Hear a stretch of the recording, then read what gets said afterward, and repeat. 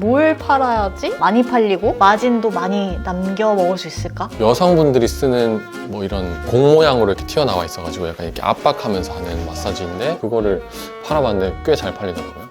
같은 것도 하나 팔았었는데 그것도 엄청 잘 팔리고 제가 매출 잘 났을 때 상품이 한 20개가 안 됐었고 그 중에 한 3개가 엄청 잘 팔렸었어요. 그 3개로 만들었던 매출이 거의 1,800, 1,900 정도 갔었으니까 하나만이라도 공개를 해주실 수 있나요? 수요가 있더라고요. 아니나 다를까 바로 상위 노출돼가지고 거의 마진이 7, 80% 정도 붙여서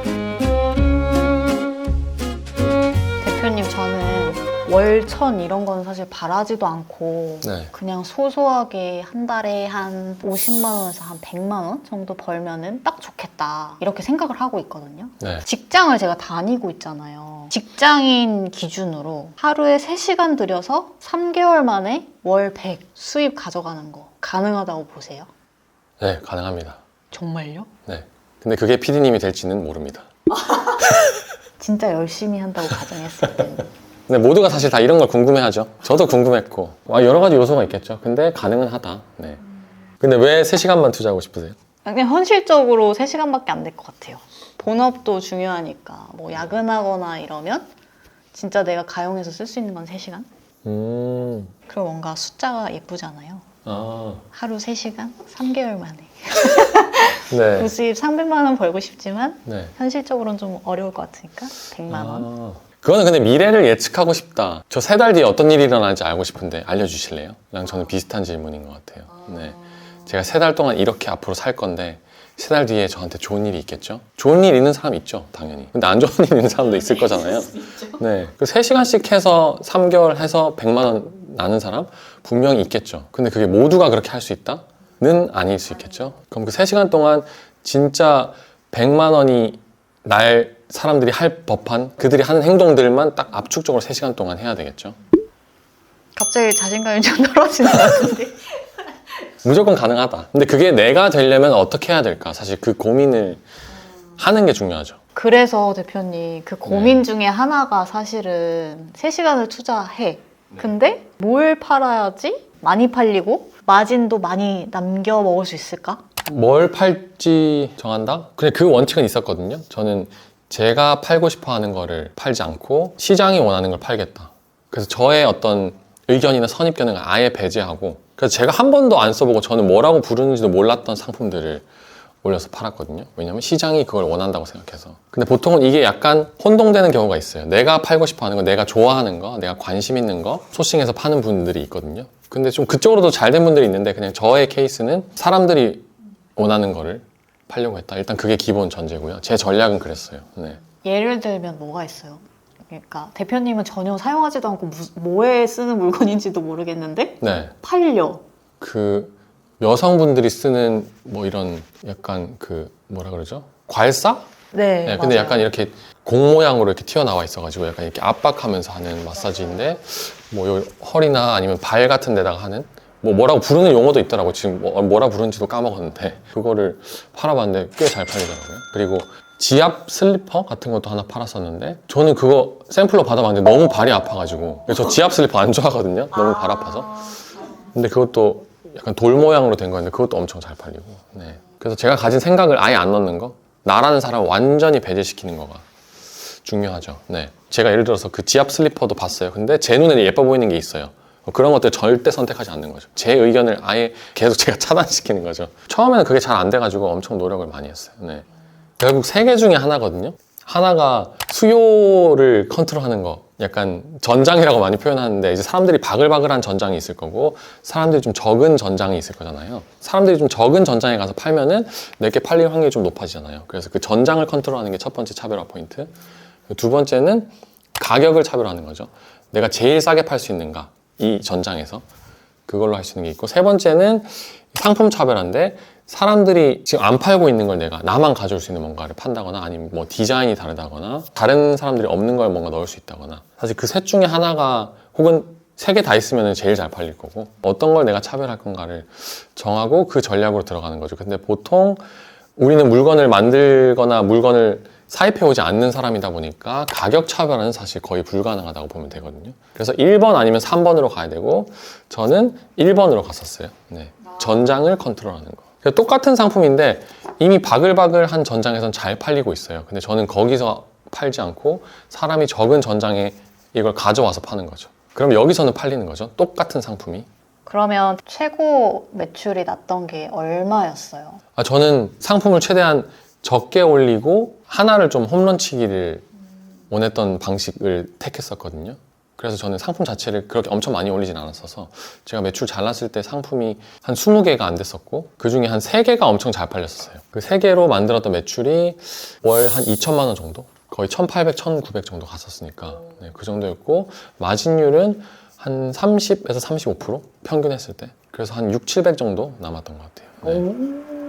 그러면 그때 당시에 어떤 걸 판매하셨는지 세 개가 주력 상품이라 하셨잖아요. 네. 혹시 그 세 개 중에 하나만이라도 공개를 해주실 수 있나요? 그때 되게 캠핑이 좀 붐이 오고 있었는데 그래서 그 수요가 오고 있다는 거를 보고 막 그 관련된 상품 찾아봤는데 그 사람들이 캠핑장에 가서 생맥주를 먹고 싶어 하는 수요가 있더라고요. 사실 맥주 캔을 들고 가는 거랑 또 완전히 다른 감성이잖아요. 그래서 그게 캠핑장에서 쓸 수 있는 생맥주 기계 같은 게 있었거든요. 약간 휴대용 기계? 가정용인가요? 네, 가정용인데 저는 그거를 캠핑장에서 쓸 수 있는 걸로 포지셔닝을 한 거죠. 캠핑용 생맥주 기계 이런 식으로.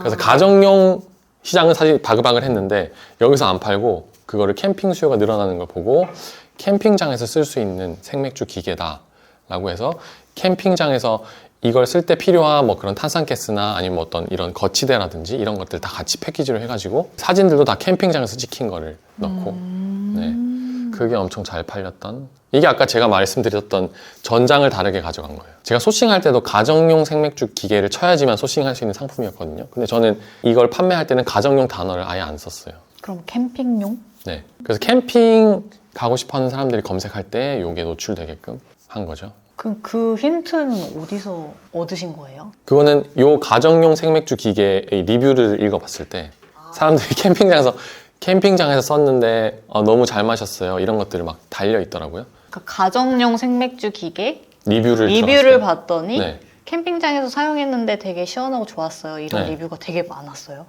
되게 많진 않았고 몇 개가 있었던 거죠. 네. 그럼 저는 거기서 캐치를 한 거죠. 이거 캠핑장에서 사람들이 많이 쓴다고를 캐치하고 그럼 캠핑이라는 거에 대한 사람들의 어떤 수요나 검색량이나 이런 것들을 여기서 힌트를 얻어서 좀 본 거죠. 네. 그럼 그렇게 파는 사람이 거의 없었나 보네요. 그 당시에. 그렇죠. 그걸 검색을 해본 거죠. 캠핑 어쩌고저쩌고 검색해봤더니 사실 그 상품이 아예 진열이 안 돼 있는 거예요. 그래서 여기 뭔가 올리면 될 것 같은데 해서 했는데 아니나 다를까 바로 상위 노출돼가지고 주문이 막 들어온 거죠. 네.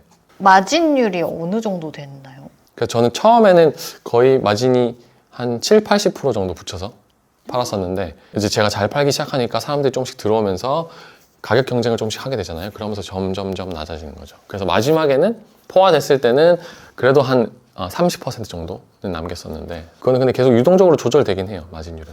이게 마진율도 사실 사람들이 뭔가 계속 고정이 될 거라고 생각하는데 마진율은 이렇게 저는 유동적으로 움직인다고 생각하거든요. 시장의 성숙도에 따라서. 그러니까 내가 이 시장에 처음 들어갔을 때는 마진을 사실 얼만큼 붙여도 무조건 팔려요. 내가 그 2배, 3배 붙여도. 왜냐면 이걸 아무도 안 팔고 있으니까. 근데 그런 것들이 사람들 사이에서 입소문이 나고 점점 경쟁자가 등장하면 마진율은 점점 낮아지는 거거든요. 그리고 나중에는 그걸 결정해야 되는 순간이 와요. 구매대행이 어떻게 보면 가장 초기 시장이거든요. 이게 상품이 진입하는 가장 초기 시장이고 그게 좀 잘 팔리기 시작하면 사입하는 분들이 들어와서 팔기 시작하고 그게 잘 팔리기 시작하면 이제 브랜드화가 되는데 저는 요 고민을 해야 되는 시점이 왔었어요. 이제 사람들이 좀 사입해서 판매를 하는 그런 분들이 조금씩 보이기 시작하더라고요. 그럼 저는 그때 결정을 해야 되는 거죠. 나도 이걸 사입해서 사입 전장에 뛰어들 건가? 아니면 여기는 내가 먹을 만큼 먹었으니까 또 다음 요 초기 시장의 상품을 찾아 나설 건가 했을 때 저는 사입을 하고 싶진 않았기 때문에 이 후자를 선택한 거죠. 그래서 또 이런 상품을 찾아 나선 거죠. 네. 약간 주식이랑 좀 비슷한 것 같은데. 진짜. 네, 사람들이 잘 모를 때 들어가면 나도 많이 먹을 수 있는데 막 이제 몰리기 시작하면 그때는 내가 결정을 해야 되는 거죠. 여기에 더 남을 건지 이 전장에 계속 싸울 건지 그러면 사실 투자금이나 이런 게 더 들어가야 될 거고 아니면 이제 익절을 하고 이제 다른 종목으로 가거나. 근데 상품 3개가 주력이었는데 그 하나를 다른 걸로 대체해야 되겠다 이렇게 마음먹기가 쉽지 않을 것 같긴 한데 네. 생맥주 기계가 그러면 그러니까 전장에 대표님밖에 없었을 때가 기간이 어느 정도 됐었어요? 그래도 한 6개월 정도? 꽤 긴 거 아닌가요? 보통 한 6개월에서 1년 정도는 가는 것 같아요. 네. 아니, 이 상품마다 다 다르긴 해요, 근데. 이게 수요가 얼만큼 빨리 올라오느냐에 따라서. 그게 롱테일이라고 하는데 좀 니치 마켓? 그 수요가 좀 적은데 쭉 오래 가는 그런 상품이 있고, 아니면 수요가 좀 적다가 갑자기 이제 폭발해서 히트 상품 쪽? 보통 히트 상품이랑 뭐 니치 상품 이렇게 많이 얘기하는데, 그쪽으로 빨리 가버리면 이 주기가 짧아질 수 있죠. 네. 사람들 잘 모르게 6개월, 1년은 그래도 팔고 싶었는데 너무 빨리 인기가 높아져 버리면 그 선택을 빨리 내려야 될 수도 있고요. 네. 그럼 이 생맥주 기계 파실 때 약간 마진율 뭐 높이는 방법으로 그런 것도 많이 하더라고요. 추가 옵션 상품 붙여서 마진율 높이는 거? 네네네. 저도 아까 다른 캠핑장 쓸만한 거 다 같이 팔았다 그랬잖아요. 근데 이게 상품은 좀 로직이긴 한데, 처음에 제가 노출한 상품은 가격 경쟁을 해야 되기 때문에 마진율을 좀 어느 정도 적게 가져가고, 추가 상품에 대해서는 사람들이 가격 비교할 수 있는 다른 경쟁자가 없잖아요. 그러니까 여기는 좀 마진을 조금 더 붙여도 잘 팔리거든요, 보통. 그래서 저는 추가 상품의 마진율 엄청 높게 잡고, 이 기본 상품은 사람들이 비교를 하니까 평균 마진 정도만 잡고 이렇게 좀 조절을 하려고 했죠. 네. 그거는 뭐 객단가 높이거나 주문량 좀 늘릴 때 많이 활용하는 방법이죠. 네. 그런 것들은 사람들이 그 리뷰에서 힌트를 주세요. 아, 이거 또 같이 팔면 안 되나요? 이거는 어디 있나요? 막 이렇게 물어보거든요. 그렇게 물어봐서 캐치하거나, 아니면 다른 경쟁자들이 혹시 묶어서 파는 게 있으면 나도 똑같이 벤치마킹해서 가져오거나. 네. 이제 대표님은 어떤 기준으로 소싱을 해야겠다, 이거에 해당되면 나는 소싱을 해야 되겠다, 말해야 네. 되겠다, 뭔가 나눌 수 있는 기준 구체적으로 알려주시면 좋겠어요. 결국 제가 전장, 가격, 그리고 상품 차별화 얘기했잖아요. 이거는 뭔가 숫자 같은 걸 정해 놓으시면 좋죠. 예를 들어서 뭐 공급자 상품이 뭐 100만 개 이상인 데는 난 들어가지 않겠다, 뭐 이렇게 정해 놓는다거나, 내가 원하는 전장을 필터할 수 있는 명확한 기준을 세워 놓는 거죠. 근데 이걸 세워 놓지 않고 계속 정성적으로 판단하면은 어떤 걸 배우고 있는지를 깨닫기가 힘들거든요. 이게 잘 팔렸을 때 혹은 잘 안 팔렸을 때 왜 잘 팔렸지, 왜 안 팔렸지 분석하기 힘들기 때문에. 네. 그래서 그런 원칙을 꼭 정하는 게 중요한 것 같고, 그 가격적인 측면에서는 이걸 내가 다른 사람보다 싸게 팔 수 있는가? 그리고 이걸 팔았을 때 내가 마진을 남길 수 있는가? 결국 이 두 개를 보고 정하는 게 되게 중요하고요. 그리고 세 번째, 상품 차별화는 내가 들어가려는 전장을 미리 검색해 볼 수 있잖아요. 그럴 때 나는 저 다른 사람들보다 아예 다른 상품을 팔 수 있는가? 아니면 같은 상품인데 달라 보이게 하는, 예를 들어서 이미지를 다르게 할 수 있다든지, 다른 패키지를 같이 묶어서 판다든지, 그런 식으로 차별화할 만한 요인이 있는가? 그런 것들을 좀 복합적으로 보는 거죠. 1번 통과하면 내 전장이 정해진 거니까 그 안에서 그럼 2번, 3번을 만족시킬 수 있는가? 만약 만족 못 시키면은 탈락하고, 만족시키면 그 후보를 딱 정해놓고 거기서부터 이 상품을 진짜 가져오기 시작하는 거죠. 그래서 나만의 어떤 소싱 체크리스트 이런 거를 갖고 계시는 게 중요하죠. 기다 아니다로 명확하게 판단을 해야 되기 때문에.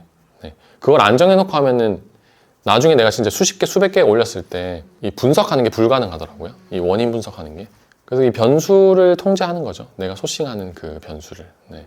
그러면 대표님이 오늘 알려주신 대로만 하면 저도 하루에 3시간 투자해서 네. 3개월 만에 100만 원 부수입 얻는 거 가능할까요? 다시 또 똑같은 질문.